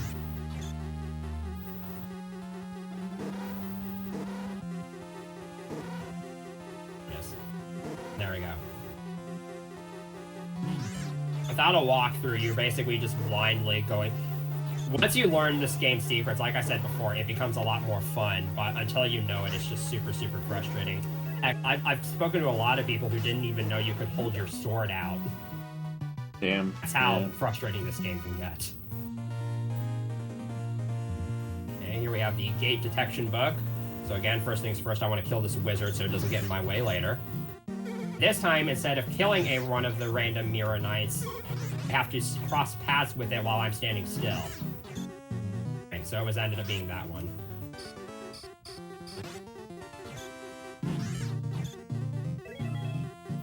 I think actually, no, I thought both of them were on the same tile for a second, but no, that was the correct one. And optional treasure here.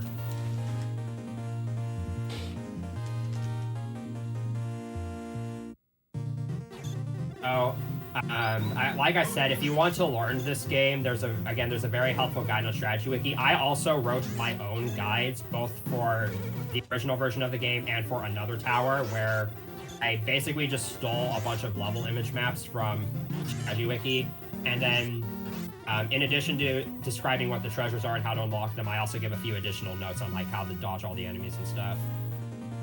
Nice. 436.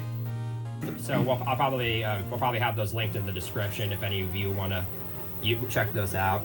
So yeah, to get the balance this time around, not only do I need to stand directly on top of a Sorcerer's Flame, but I also had to draw my sword a couple times. So that's what I did this time around. And then floor 37 has all three kinds of ropers, and in order to get the Hyper Helmet, I need to cross paths with all three kinds, with one of each of the three kinds in any order. And there's also a single red Will-O-Wisp on this floor. And I obviously don't have the red ring yet, so if I touch it, I will die. That should have fulfilled 2 of them. I just need to get a blue roper. Oh, I gotta be careful, because if I touch basically any of these enemies with my sword drawn, I will die.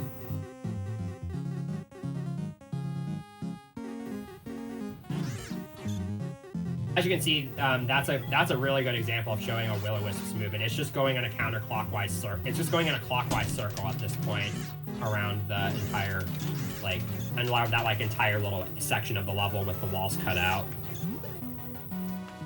Using your pickaxe can kind of manipulate its movement, so you got to be careful with where you use it, so you don't use it in a bad spot. Okay, here I need to get the green crystal rod. So this is the first time where I'll actually have to kill dragons. A helpful strategy for killing them, since they do deplete vitality when you attack them, is to just do this. Just attack them from behind and keep running away so that you lose energy. It does take a while, and when you're using a D-pad, it really, really hurts your thumb.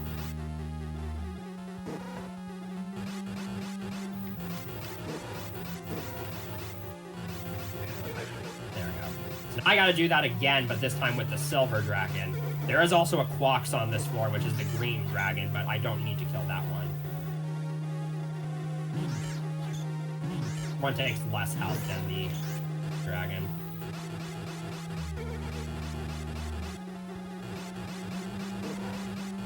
There we go.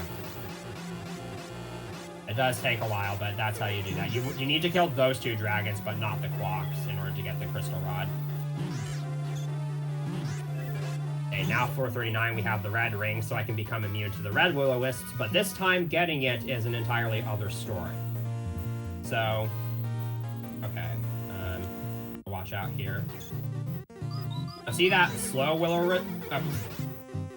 So there's a slow red wisp on this floor, and it's actually vulnerable, so you can kill it, and you have to kill it to get the red ring. While avoiding those 2 wizards and the 2 other red wisps. It's very fun. Trust me, this is probably the worst floor in this version of the game, honestly. Alright.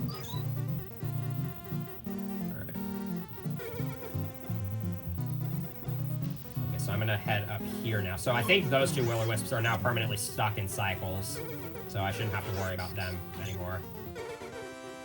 Oh, I have a pretty good area. I have a pretty good window here to get this red one, and again, I do want to attack it from behind because it will take more damage that way. And now I'm trying to get rid of this last wizard, and it's not doing what I want it to do. I gotta be careful with this dude. But now it's stuck in a circle, so... Damn orange juice wizards! Okay, now I just gotta get back here to the ring. And now I'm immune to the red wisps. And this floor can go a lot worse than that, trust me. I have had many a time where I spawn and a red Will-O-Wisp spawns right next to me and starts heading right in my direction. Okay, floor 40. So this has the Potion of Death, and it doesn't actually kill you, but it causes the time to count down way, way faster. It would be amazing if you could avoid it on this floor, but there's also a series of steps you have to complete here. First thing you gotta do is open the door, then swing your sword, and that makes this treasure chest spawn. Now there's 10 Quoxes that are gonna spawn throughout the maze. this one Quox is not affected by the pearl, and I need to kill it. So it's kind of it's the fake Quox, if you will. I gotta be careful to not die here, because then the potion's effects will take place. And then I'll have absolutely no time to complete the floor, and you'll see what it's like on the next floor. So once I kill that fake Quox, then Draga spawns, and I can leave. And you gotta do everything I just did, and then let Draga escape, and then you can leave. Now pay close attention to the timer. Look how fast it's counting down. I need to attain the cure potion in order to fix that. In order to get that in this version, you just need to break every wall in the same column you started. I believe if the Potion of Death is under effect, I timed it. It's about 17 seconds you have to complete the floor while it's under effect, which is nowhere near enough time to get the treasure in that level if you die. Okay, yeah. This floor again just has the Fire Mace, which is just a trophy for completionists. It has no effect on the game. It also has both kinds of Will-O-Wisps. I believe there's only 2 of each this time around, though. They're in relatively decent positions. Oh. If nothing terribly stupid happens, I should be okay. Okay, that one's going in a good direction. The other blue one is nowhere near me, so we're good. And that floor can be really tricky if the blue Will-O-Wisps kind of spawn out of controlled places. Okay, floor 33, multiple wizards here again. We haven't had to deal with that in a while. And that's an energy drain potion. There's absolutely no condition to spawn it. It just spawns as soon as you gain control of Gil. So you have to move immediately if you want to if you want to avoid getting it. That's the ultimate troll right there. It's just like if you don't move right away, you're going to collect that treasure chest. Now we're on the floors where we have to kill all of the certain types of enemies in a specific order. This one is the one with the magicians to get the balance. This time the order is Druid, Wizard, Sorcerer, and then Mage. I'm just going to kind of wait in this corner again. This Red Knight's going to probably put some pressure on me, though. Red Knights have the most HP of any of the regular Knights in this game. So again, 2 wizards spawning on two of the magicians spawning on top of each other, even if they're next to each other in the queue, won't work. Okay, so now I gotta. I was trying to abandon ship there because that Red Knight was putting pressure on me.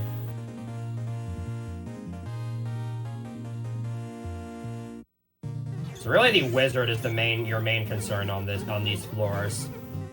There are other ones, their spells will usually get blocked, and you're immune to the Sorcerer's Flames at this point anyways. Now I just gotta wait for the Druid to spawn in front of me.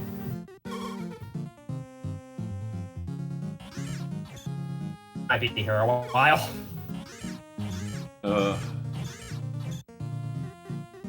There we go. The first one is usually the hardest one to get out of the way. Once you get past the first one, it's usually not as big of a problem. Because now I can get the Wizard, which is the most dangerous of the 4, and the other 2 should be pretty easy. Yeah, you can definitely see the influence on Zelda when I watch you do these full runs. Oh, that was... I was trying to go down, but I went right. No! That was human error. Oh, now I gotta do that again. The nice thing is that sometimes on your way to the corner, you can get the right magician to spawn in front of you. There we go, that was pretty lucky. And I tried to get ahead of myself again. So, take my advice when I say don't try to kill a magician unless you are absolutely certain that another one isn't going to spawn behind you. Or find that other magician. That be an example to you.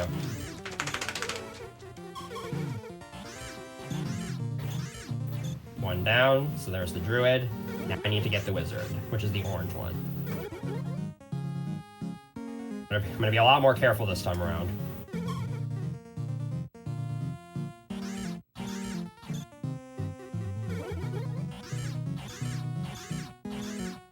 Those red knights are getting awfully close to me.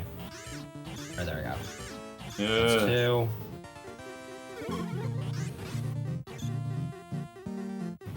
That's 3, and then 4 should be easy. I was in a pretty good spot there. There we go. Finally.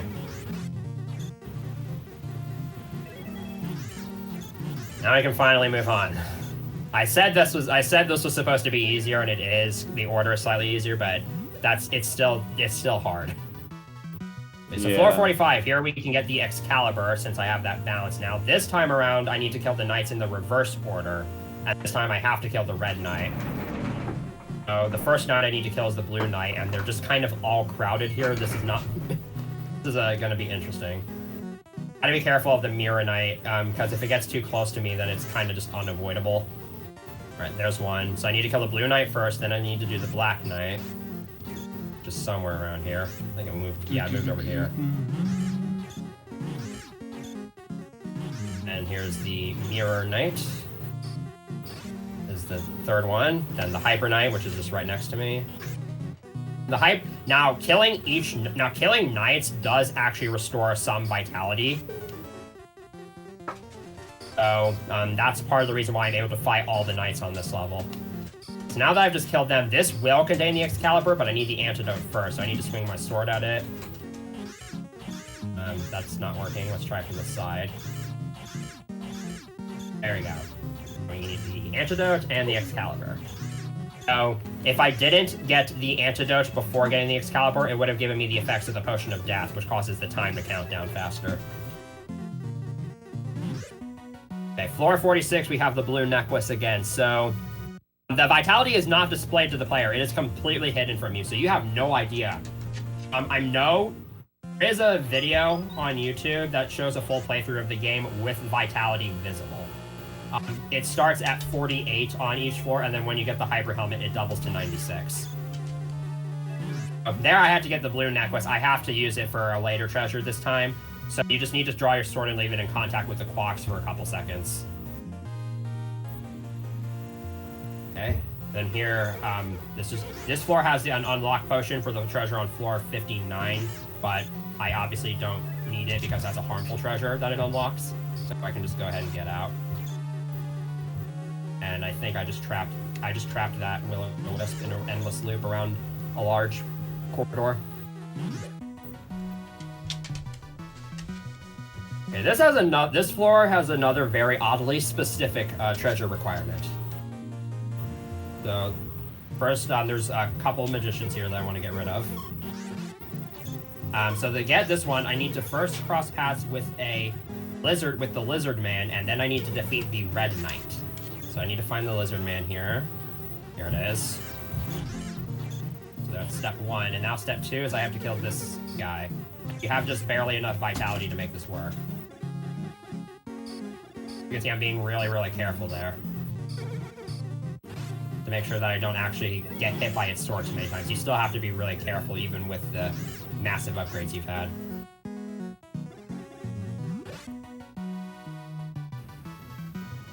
Okay. Floor 49 is a really easy floor this time around. There's just one of each slime. And actually, fun fact, to get the treasure on this floor, all of the slimes need to impale themselves on your sword, which means they need to move into your sword. You cannot kill them by moving into them.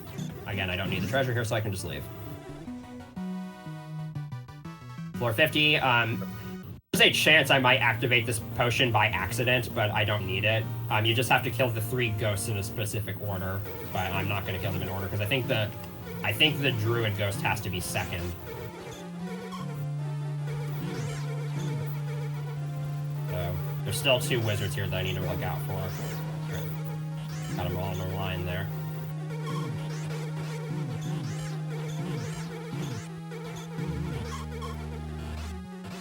So now we are entering the final 10 floors of this version. So here we have, again, the final balance for the hyper armor. This time, you need to walk while your sword is drawn for approximately 1 column length without hitting any walls. But you can just walk back and forth like that and do that.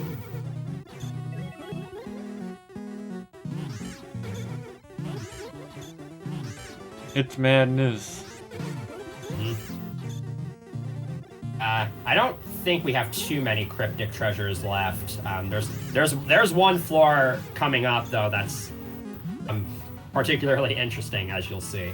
Okay, floor 52. Getting the hyper armor here is either going to be really easy or really hard, and it looks like it's going to be really, really hard. So I need to make it all the way. Okay, so I actually can't get the treasure anymore. You need to make it all the way to the key without blocking any spells. I have to die now. Also, if you're wondering how I'm skipping the name entry, I'm just inserting a credit during it. Because otherwise I'd have to wait for the name entry theme to finish the loop, and it's actually relatively long. So hopefully this will be the last continue I have to use, because we're near the end. Okay, this should be a little bit easier to get to the key. There we go. So again, you have to make it all the way over to the key without blocking a single spell. That will allow me to get the treasure chest.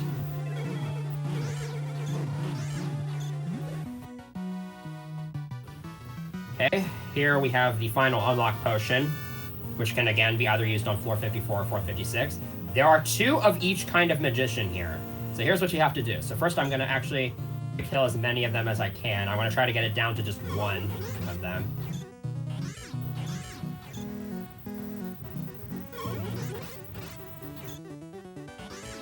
So I'm going to try to see if I can get I'm going to try to see if I can get it down to just wizard or a... Sorry, 1 wizard left. So first I need to... So I just absorbed a spell with the hyper armor. So that, I need to do that, then get that treasure chest. Now I need to absorb a second spell with the hyper armor, because for some reason now I can absorb a second spell with it. Now I can get the treasure chest at the spawning point, and this has the unlock potion.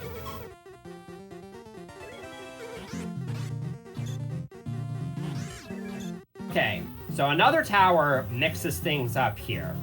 On floor 54 in the original game had the blue ring, and floor 56 had an empty chest. In this version, they're actually swapped. So, if I get the treasure chest here, then I'll use up the unlock potion. I won't be able to get the ring. So, this floor again just has the empty chest, so I just need to get out of here. Spawn pretty far away from the key and the exit, but should be okay.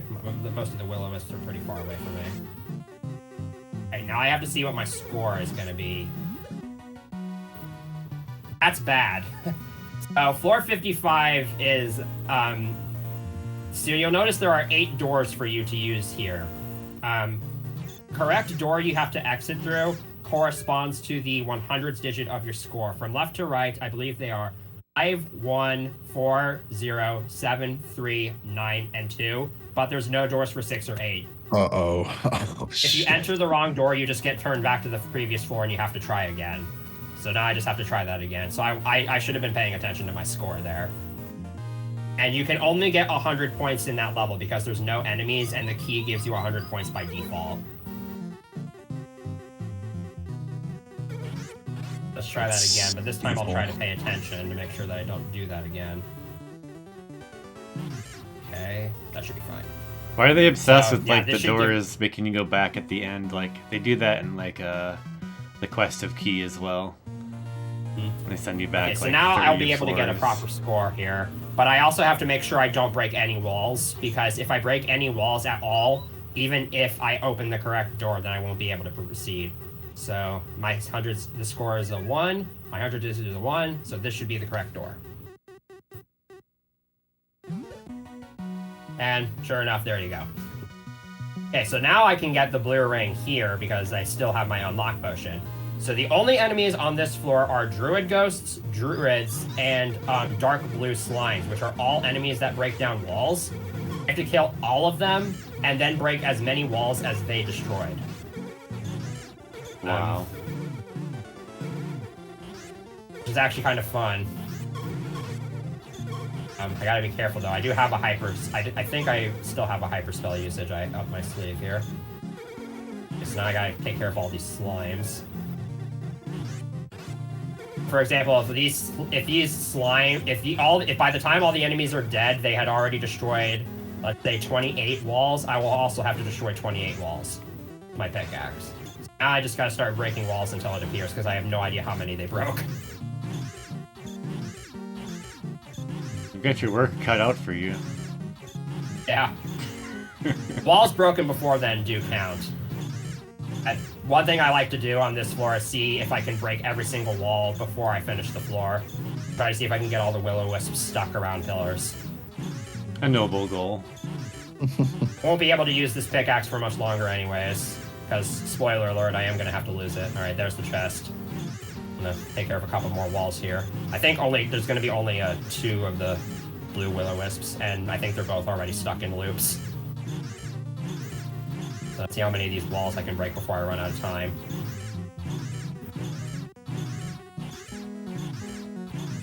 I have to have fun here. Technically, this pickaxe actually can't be used for infinity. It has a maximum number of 255 uses per floor, both before and after taking a treasure chest, but no floors have that many walls to break, so you can basically... It will still break if you use it on the outer walls, though, and that's actually going to be important on the next floor. Okay, so I was able to break every wall here. No point in doing it, I just wanted to do it. Thank you for that. Okay.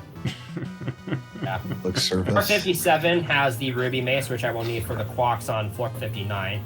It's similar to the original game. So I just need to collect the key to make the succubus turn into Ishtar. There's a catch this time around. I try to attack her with the pickaxe, she disappears and moves somewhere else. I have to intentionally lose my pickaxe. I am now no longer able to break walls at will. And I will be this way for the remainder of the game. You gotta do it. Okay, now we have the final treasure again, so this time I need to stand inside of the Quax's fire breath and draw my sword, which is actually kind of hard to do, because the Quax, it's somewhat tricky to manipulate even with all the space you have, and there's also a bunch of knights that like to get in your way.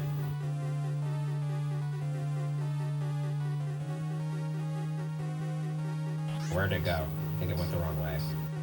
Turn around. Just gonna kind of try to lure it to come over towards me, and hopefully it doesn't get too close. There we go. So I need to stand inside its fire breath and then draw my sword like that, and that will cause the chest to spawn. I need the blue necklace in order to do that. If I didn't have the blue necklace, that would have killed me. There we go. That's the last treasure of the game. Floor 59 has most of the same steps as the original game, but it actually adds a step.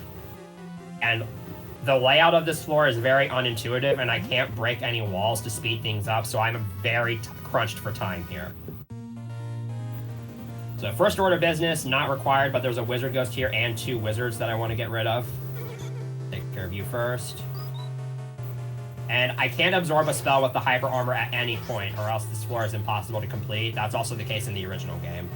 This blue knight is the Akind knight. I want to kill at least 1 or 2 of these to get some extra vitality to fight Draga. You're going to be cutting it pretty tight with vitality here. So I'm going to, again, there's a fast hyper knight. Just got to lure it over here. I'm actually going to lure it down to this corner. I have a little bit more room. So is it that they refill your health, or do they get like what's it the deal with replenishes them? some health, but not all. Okay, I got it. I'm on a tight timer here. This knight is coming for me.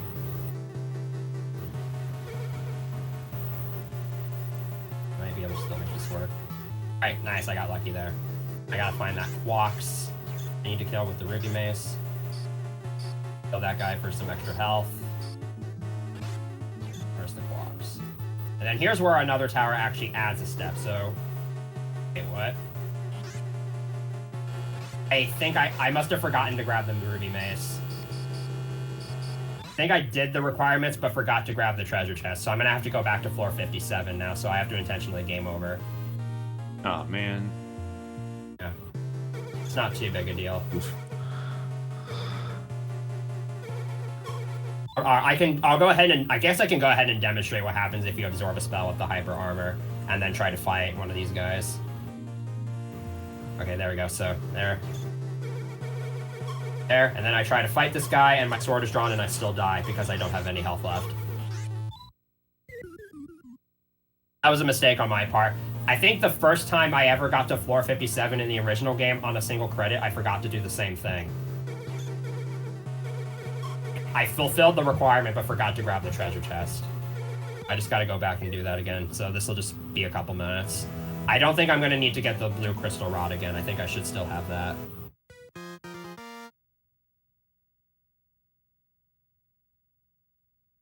Here we go. Should show me if I have the blueprint. Yeah, I still have the rod, so I just need to... I don't have the pickaxe anymore, so this should... one of the steps is already done. Where's the key?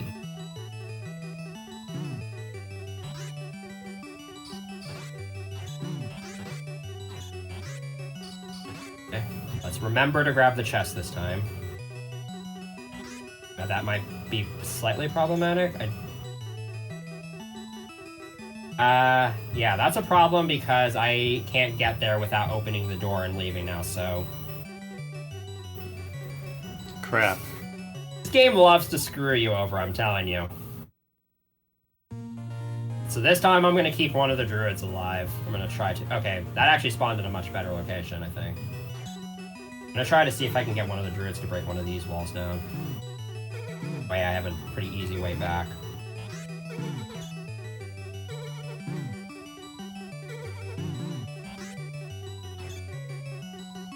There we go. So now I have a guaranteed way back.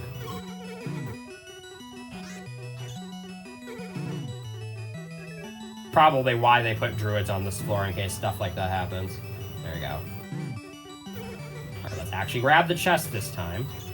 There we go. Now I'll be able to fight the quacks properly. Thankfully, I don't need to get the blue crystal rod again. Interestingly, there's a Japanese Namco Museum Volume 2 on PSP, which is like a split version of Namco Museum Battle Collection. Actually, Battle Collection has this feature as well. Once you complete the game fully the first time, you unlock a round select mode that will allow you to play up to the... it will allow you to select any floor, and it will without having to use the continue feature. And you can also it will also give you all the like important treasures up to that point, and that was really useful for me to test out some stuff for the original game. Obviously, cool. This port doesn't have that though, so I'm a little less familiar with it. So let's try this again. This time, again, we should be able to properly complete it. There we go. I'm gonna get rid of this Akin Knight first.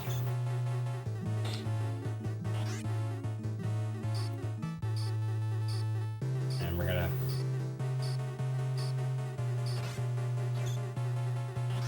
Okay. So that should be enough vitality to last me through the rest of the stage. So let's... this guy down here.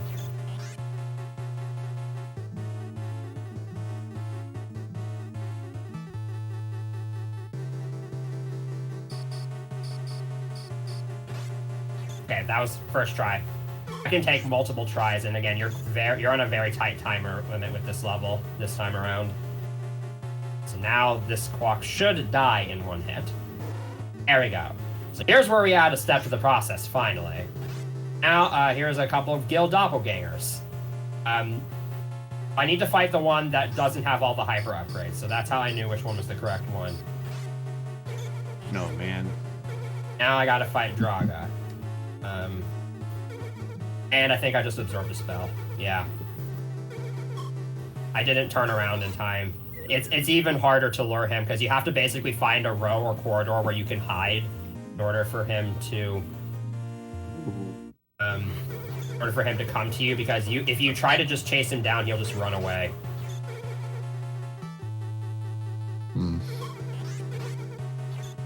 We'll get there.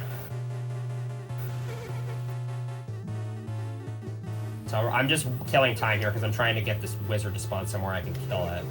Right now it's not doing that. There we go.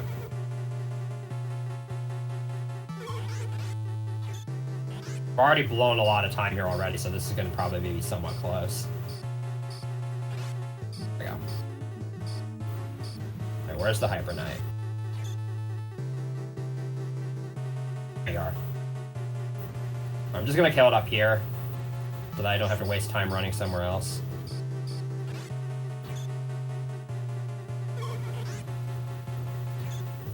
I don't need to use the spawning strategy with these wizards because they will always spawn at the same time. That done. You just gotta fight the Gill. Yes.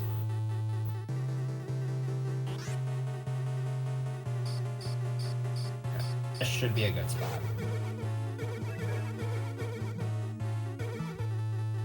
There we go. He's coming to me. Alright, we're finally done with 459. Sorry, I know that kind of took a while, but... Nice. This looks tricky. And then all the walls break at the end, just because you're probably running very short on time there. That's cool. And here we go. This is the final floor. Very similar to the original game as well. So again, you just collect Ishtar here. Don't attack her, you get zapped. Actually, if you get zapped on this floor, you also lose a life, so that's even worse. So you need to walk to these 2 points, like right here, and then draw your sword to make those first 2 crystal rods appear. If you're wondering how I did that. And then you walk up here, you draw your sword at that spot to make the 3rd one. And then you walk down to this row, and Kai is going to appear, and then you gotta look up at her. That finishes the game. We have a custom ending track for this version of the game here. Oh. At least you get something. That's another tower. Nice, Again, man. much harder than the original game. As you saw, I Jeez. had to use like 5 continues throughout that. But, hopefully you learned a lot about these 2 particular versions. So there are other versions of this game, like on the NES and the Game Boy. Those do have some different treasure requirements for some floors. Again, Strategy Wiki details it for all of them, so Nice. you can use that page for any of those versions. Yeah. Yeah. Very in-depth and extremely detailed commentary. Well done. Thank you.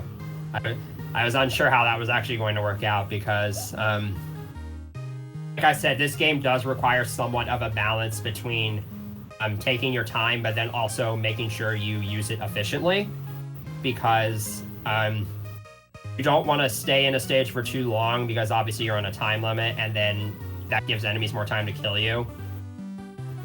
At the same time, you kind of have to be patient to manipulate and bait some enemies out, and so that's really where the struggle comes with this game, as well as all the random elements of like, because okay, so I should probably again reiterate, maze layouts are always the same, treasures will always be the same, and treasure requirements will always be the same, as well as what enemies are on each floor. But it's where everything spawns is random, and sometimes it just doesn't work out. You really got, in order to get a 1cc of either of these, you really need everything to line up. Like we did Toy Pop in a previous AGR, which has similar problems, but this game takes it to a whole other level. Yeah. Now, before we end the episode, there is one more thing I want to show off. All right. There is actually a 3rd version of the Tower of Draga on this port. That is known as the Darkness Tower. And in order to get that, here's what we do. So we're going to go to the test menu, and we open this up. We turn on the dip switches, and we set dip switch number 4 to on. Then we go back to the game, insert a credit, and then you hit X, D-pad right, circle, D-pad down, square, D-pad left, R1, L1, R2, L2. And from there, I'm leaving it up to you to figure out what to do. This is Darkness Tower. It again has a whole other 60 floors numbered from 61 to 120. And treasures are all rearranged, floors are all rearranged, requirements are all rearranged. We're not going to spend the time going through that, so that's up for you to figure out. Yeah, have fun with that. Yeah. Thanks for having me, guys. That was pretty fun. Yeah, great job. All right, I guess we'll wrap it up then. So yeah, thanks everyone for coming out for Awesome Game Replays, episode 37. That was very informative, definitely, and hopefully it gives people an idea of what the game is like. Because you don't really get a good impression from watching like 20 seconds of gameplay at all. So, Mm-hmm. I think it looks fun, and now I know about it, so I'm interested. So hope the same for anybody else, Yeah. and we'll get some good links in the YouTube description as well for some of the other resources that were mentioned as well. So once again, Super Viper, thanks again for your knowledge on this Namco game, and I'm sure we'll see you again at some point here. Yeah, I've spent the past like 5 months really kind of going into this game, and I think it's been a lot of fun. I used to downright hate this game because I didn't understand it, but now that I know all the secrets and kind of the intricacies, I have a Yeah. much fonder appreciation for it. I could see that for sure. Thanks, Maximo, for co-hosting. No prob. And yeah, and everyone enjoy the episode, and we'll be back another time at some point, I think. So till next time, everybody. Yeah. See y'all later.